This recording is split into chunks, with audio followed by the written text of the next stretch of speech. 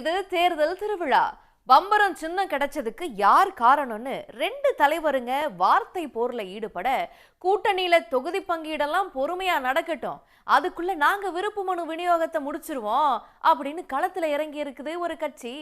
விசிலத்தான் சின்னமா அந்த கட்சிக்கு கொடுத்துட்டாங்களே, இனிமே கூட்டத்துல விசிலடிக்காதீங்க அப்படின்னு தொண்டர்களுக்கு ஒரு தலைவர் அறிவுறுத்த, தை முடிஞ்சு மாசையே வந்துருச்சு, இப்பயாவது ஒரு பதில சொல்லுங்களே அப்படின்னு கேட்டா ஒரே ஒரு வார்த்தையில கடந்து போயிருக்காரு ஒரு தலைவர்.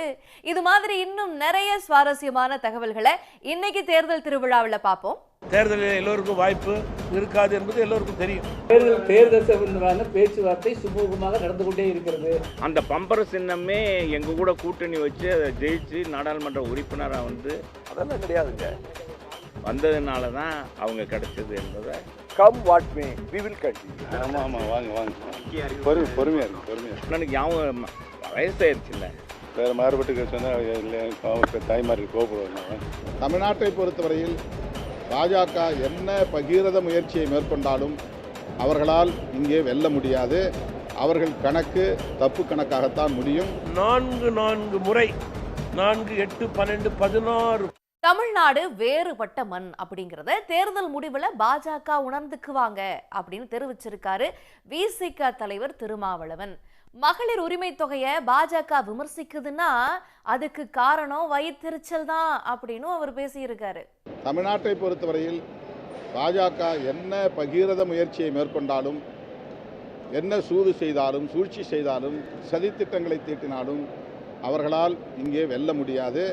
அவர்கள் கணக்கு தப்பு கணக்காகத்தான் முடியும். தமிழ்நாடு முற்றிலும் மாறுபட்ட வேறுபட்ட ஒரு மண், இந்திய மாநிலங்களிலிருந்து வேறுபட்ட ஒரு மண் என்பதை இந்த தேர்தலின் மூலமும் மீண்டும் அவர்கள் உணர்வார்கள். காங்கிரஸை பொறுத்தவரையில் ஒரு தேசிய கட்சி, தேசிய தலைமைதான் இறுதி முடிவு செய்யும் என்பது அனைவருக்கும் தெரியும்.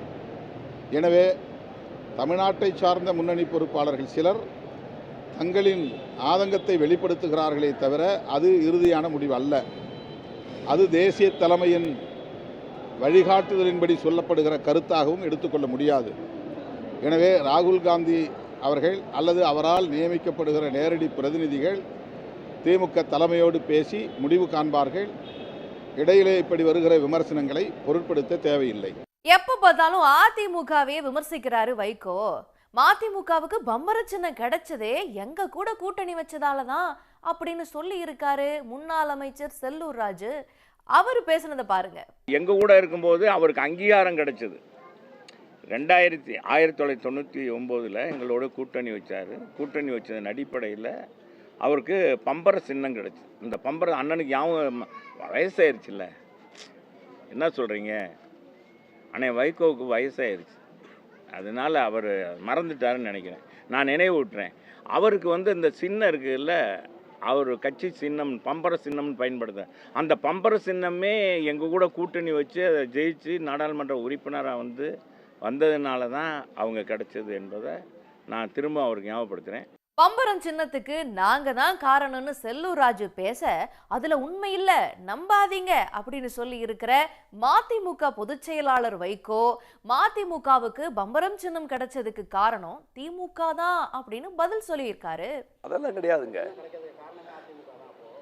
அதெல்லாம் இல்லை. அதற்கு பிறகு திராவிட முன்னேற்ற கழகத்தோடு நாங்கள் 99 நாடாளுமன்ற தேர்தலிலே கூட்டு வைத்து 4 எம்பிக்கள் வெற்றி பெற்றோம். ஆகவே பம்பரம் சின்னம் அப்படித்தான் எங்களுக்கு கிடைத்தது. இப்போ அதை பற்றி சொல்ல ஆரம்பித்தோம்னா ஒவ்வொரு கட்சியும் ஒவ்வொரு காலத்தில் மோதி இருக்காங்க, ஒன்று சேர்ந்துருக்காங்க. அது வழக்கமாக நடந்துக்கிட்டு இருக்கு. நாங்கள் இப்போ 9 வருஷத்துக்கு முன்னாடி எடுத்த முடிவில் உறுதியாக இருக்கிறோம். Come what may we will continue. எதுவாக இருந்தாலும் நாங்கள் இதில் தொடருவோம். சமூக நீதியை பேசி வளர்ந்த பாட்டாளி மக்கள் இன்னைக்கு அப்பா மக சண்டையில சிக்கி இருக்கிறதா வருத்தப்பட்டு இருக்காரு. பாமகவுல இருந்து ரொம்ப வருஷத்துக்கு முன்னாடியே பிரிஞ்சு தனிக்கட்சி தொடங்கின தலைவர் ஒருத்தர். யார் அவரு? சமூக நீதியை பேசி வளர்ந்த கட்சி பாட்டாளி மக்கள் கட்சி. தமிழ்நாட்டில் இருக்கிற கிட்டத்தட்ட நூற்றுக்கணக்கான பிற்படுத்தப்பட்ட மக்களின் குரலாக ஒரு காலத்தில் ஒலித்த ஒரு அரசியல் கட்சி இன்றைக்கு தன்னுடைய அப்பா மகனுடைய அந்த பிரிவினையின் காரணமாக அந்த சமூக நீதிக்கென்று தொடங்கப்பட்டு சமூக நீதிக்கென்று 21 உயிர்களை துப்பாக்கி சூட்டில் பலி கொடுத்த வளர்ந்த ஒரு அரசியல் கட்சி இன்றைக்கு அதனுடைய அதிகாரத்தை கொஞ்சம் கொஞ்சமாக அப்பா மகனுக்குரிய அந்த பிரச்சனையின் காரணமாக இழப்பது என்பது சமூக நீதிக்கு ஏற்றதாக தெரியவில்லை. பல்லாவரத்துல நடந்த கட்சி கூட்டத்துல அன்புமணி மேடை ஏறுறாரு. உடனே கீழே இருக்கிற தொண்டர்கள் எல்லாம் விசில் அடிச்சு வரவேற்கிறாங்க. நம்ம கட்சிக்குள்ளேயே பிரச்சனை தீராம இருக்கிற நிலையில இது வேறையா அப்படின்னு யோசிக்கிற அன்புமணி கைதட்டி பழகுங்க அப்படின்னு தொண்டர்களுக்கு அட்வைஸ் கொடுத்திருக்காரு.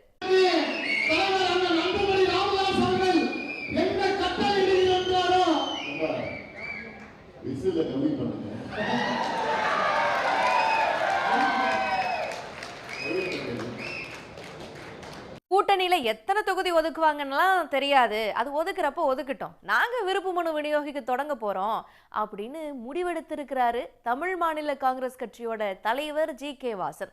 அது மட்டும் இல்லைங்க, கூடுதல் தொகுதிகளையும் கேட்டு வாங்குவோம் அப்படின்னு திட்டவட்டமா அவர் சொல்லி இருக்காரு.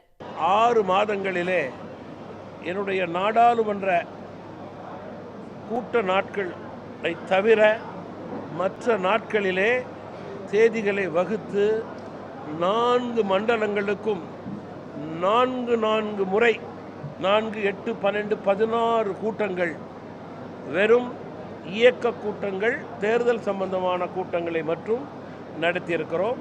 அதில் 2 பொதுக்கூட்டங்கள், 2 ஆர்ப்பாட்டங்கள், 1 உண்ணாவிரதம், 8, 9 கூட்டங்கள், அரங்க கூட்டங்கள் நடைபெற்றது என்பதை குறிப்பிட விரும்புகிறேன்.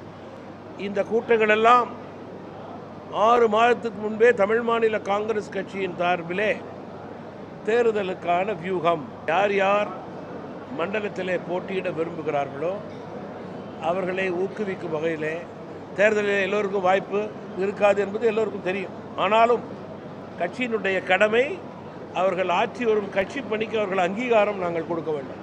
அந்த அங்கீகாரத்தின் அடிப்படையில் நாங்கள் அவர்களுடைய மனுவை பெற்றுக்கொண்டால் அது அவர்களுக்கு பெருமை, மகிழ்ச்சி.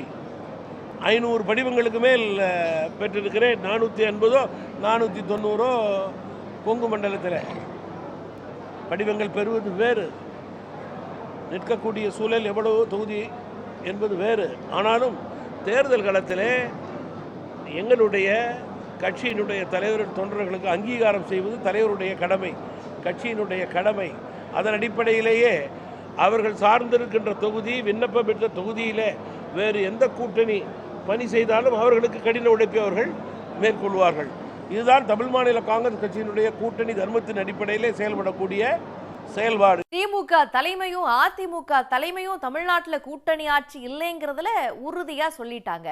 ஆனாலும் கூட்டணி ஆட்சின்னு யாரு சொல்றாங்களோ அவங்க கூட தான் கூட்டணின்னு மறுபடியும் பேசி இருக்காரு புதிய தமிழகம் கட்சியோட தலைவர் கிருஷ்ணசாமி.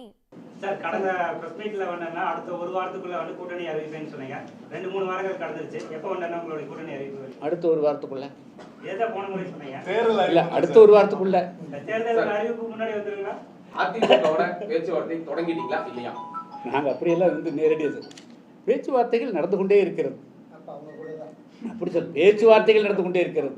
சார், இங்க 3 அணிகள் தான் இருக்கு, திமுக, அதிமுக, தாவேகா. தேர்தல் சம்பந்தமான பேச்சுவார்த்தை சுமூகமாக நடந்து கொண்டே இருக்கிறது. அது யாருங்கிறது சொன்னீங்க.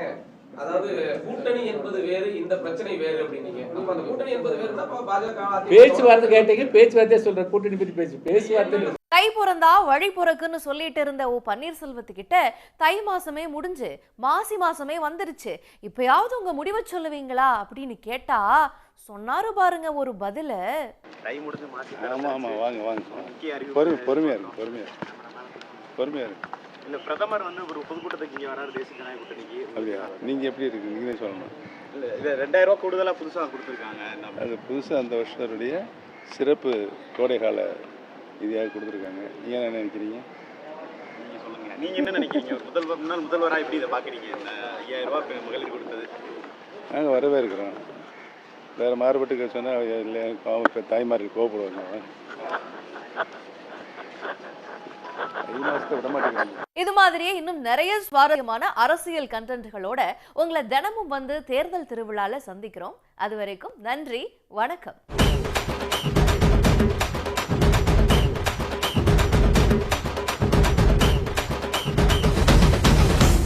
உடனுக்குடன் செய்திகளை தெரிந்து கொள்ள சன் நியூஸ் பெல் ஐகானை கிளிக் பண்ணுங்க.